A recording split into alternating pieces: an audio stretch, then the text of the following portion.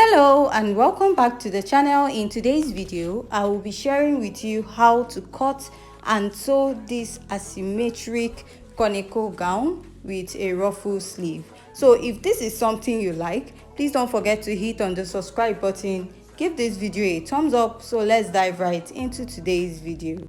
So to start, I've gone ahead to mark out all my basic measurement, which includes my shoulder to bust, shoulder to under bust, shoulder to waistline. So this dress has a half length, so from your waist to your hip point is 7 inches. For a much taller person is 8 inches. So the total length of my dress is 36, including the turn up allowance at the lower part of the dress. So next, I'll go ahead and mark my shoulder divided by 2, and at that point I'll be coming down by 1 inch. So you don't need to add your sleeve allowance, we'll be doing that later.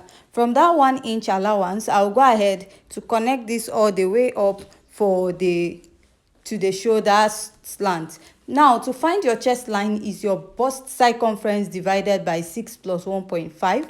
I made a point at where I have my chest line, and I'll place my ruler and I will draw out a straight line. So my chest line is 7 inches. Your chest line is also your armhole. So next, I marked my shoulder divided by 2 on the chest line point, and I connected it to the upper part. This is just to have a straight line at that point, so there won't be any need to mark your armhole curve. So what I'll do is I'm going to mark my bust circumference divided by 4 at my chest line. Now I'll place my curved rule and I'll connect this all the way up. This will be serving as the armhole. Now I'll mark my basic neckline of 3 by 3 inches, which will serve as a guide when I'm drawing out the asymmetric neckline of the gown. So I'll just go ahead and connect. After I'm done connecting here, I'll start marking my dart. And to mark my dart is my nipple to nipple divided by 2, which is 7 inches divided by 2. I'll mark it at the bust and also at the waistline. Now I'll place my curved rule, the straight part, and I will connect it all the way to my waistline. So we are going to be working on the upper part of this dress first. So after I'm done doing that, I'll go ahead to mark my dart intake, which is 1 inch on both sides. So if you're a plus size or you're a bit busty, you might be using 1.5 inches, making it a 3 inches dart. Mine is 2 inches dart. So after this, I'll go ahead to connect at from the bust down to the under bust. So for this particular pattern, I'm using a shoulder dart because of the asymmetric neckline on top of this dress. So now what I will do is to go ahead to connect from my bust down to the under bust part of this pattern, and I'll also connect this at the other side. So after this, I'll go ahead and also connect at the other part. So after I'm done connecting, I'll just go ahead and use my marker to mark this to make it more visible for you to see. So after I'm done marking, the next step is to go ahead to mark my shoulder dart. So I'll divide what I have at the shoulder into 2 and I'll mark. So I'll go ahead to connect. Normally when you're marking a shoulder dart, you can go ahead to replace it. So there's no need for this because we don't have a sleeve at that part. All we need is just this dart to draw out the asymmetric neckline. Here I marked 2 inches, and from that 2 inches I'll connect it down to the bust line or down to the chest line, slanting it down to the bust. So now, just like I said, there won't be any need to replace this because we are not using the upper part of this pattern. And I'll just go ahead to use my marker to connect it. So after I'm done connecting, I'll start marking my measurement. I'll mark my bust circumference divided by 4. So I'll just pick a point here and use 1 inch dart for the dart intake and add 1.5 inches for my sewing allowance. The sewing allowance is not a standard, you can use what you want. I marked my under bust circumference divided by 4, measured the dart intake there, replaced it, and also added my sewing allowance. At the waist, I'll go ahead to mark my waist circumference divided by 4, measure the dart intake, replace it, and add my sewing allowance. After I'm done marking that, I'll go ahead to connect this all the way from the bust to the under bust and also connect it all the way up. So whichever way you want to connect it. So after this, I'll be using my marker to outline this to make it more visible for you to see. Now we are going to be working on the neckline of this pattern, and later we'll be working on the lower part, which has the conical effect on the skirt part. And for the lower part of this dress, the skirt does not have a dart, so that dart intake is going to stop at the waistline of the upper part. So now what you want to consider is where you want the neckline to start. So I'll be going down by 1 inch after my neckline, so you can also leave it at that point. So from here, I'll just go ahead to draw out the shape, and when I'm getting to the dart point, I'm going to blend it out this way. And you notice that the dart we have there is now smaller, so when I'm cutting, I will also take it out by the side. So at the side of the dress, if you notice, I went up by ½ inch. This is to make sure that my armhole is not too revealing, but if you like, you can just leave it at your actual armhole. I normally do this when I have a tube dress. I'll just go ahead and connect, and after I'm done connecting, this is what I have for the upper part, and I'll also outline the waistline at this point. So I'll just go ahead and I will cut this out before we go ahead to work on the lower part of the dress. So if you have any question regarding this tutorial, and at this point you haven't yet subscribed, please give this video a thumbs up, leave your comment at the comment section. So I'll just go ahead to cut out.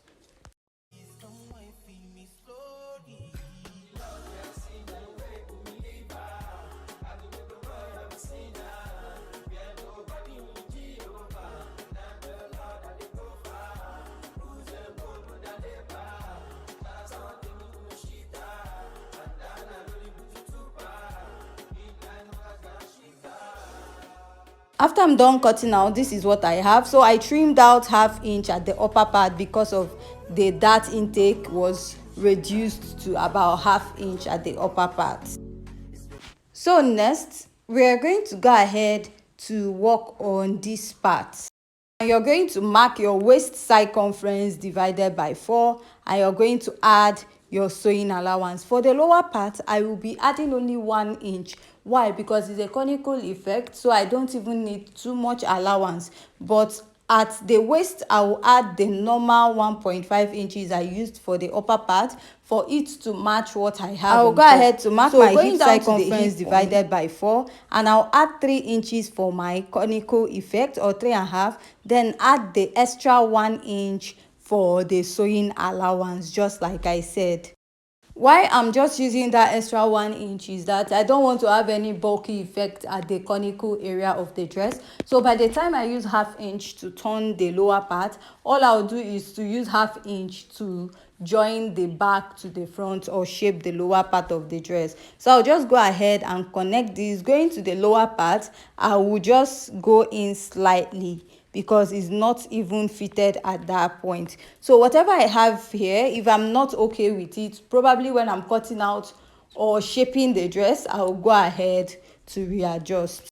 So now going over to the lower part, to create that asymmetric stylish effect, I marked 4 inches here and I went up by 3.5 inches and I'll connect. So note, all this measurement is not a standard, it just totally depends on what you feel like. And at the end, I'll just connect it, leaving about 1 inch or 1.5 close to the side of the skirt. So after this, I'll just go ahead to cut this out, and after cutting this pattern out, I will still be using this pattern to cut the back side of the dress. The only difference that I will be having is that I'm going to go ahead to add extra 1.5 inches or 2 inches for my zipper allowance. So next, to cut the upper part of the pattern, which is the back pattern, I'm just going to use a plain sheet of paper, and I marked about 1.5 inches in front, which I'm also using for the lower part of the skirt for the zipper allowance. So whatever zipper allowance you use for the upper part, that's what you use for the lower part. All I'm going to do now is to get my pattern, and I'll start placing it immediately after the zipper line. And when I'm placing it, I want to make sure that I will blend in my pattern this way. That is the under bust meeting the under bust of the other side this way. And I'm just going to go ahead to pin this. So after pinning this, I will be cutting this out. So with this method, you will not be sewing any darts at the back, and you will not be cutting and joining. So your back is just going to be one piece at this point. And I will go ahead to cut out. So at this point, if you find this tutorial very interesting and educative, and you haven't yet subscribed to my YouTube channel, please hit on the subscribe button, give this video a thumbs up. And you can also follow me on my other channel, which is Draft with Maki. There we do drafting or pattern illustration. So at this point, I'll just go ahead to take this up, and I will slant it when I'm cutting. This is to make sure that the zipper does not pop up when I attach a zipper at the back of the dress. Now I'll just go ahead to cut out. So this is what my back pattern is looking like. Very simple. And now I'll go in by 1/2 inch at this point to get rid of any bulginess at the back, and I'll extend this all the way up. I'll also repeat this at the lower part of my skirt. That is when I'm cutting it out. So for the sleeve of the dress, we are going to cut this out when we are actually sewing the dress. So I'll go ahead and cut it out. So with this, we are done with today's tutorial, and also join us in the next video where we'll be sewing up this pattern. And if you haven't yet subscribed, please hit on the subscribe button, and thank you for watching.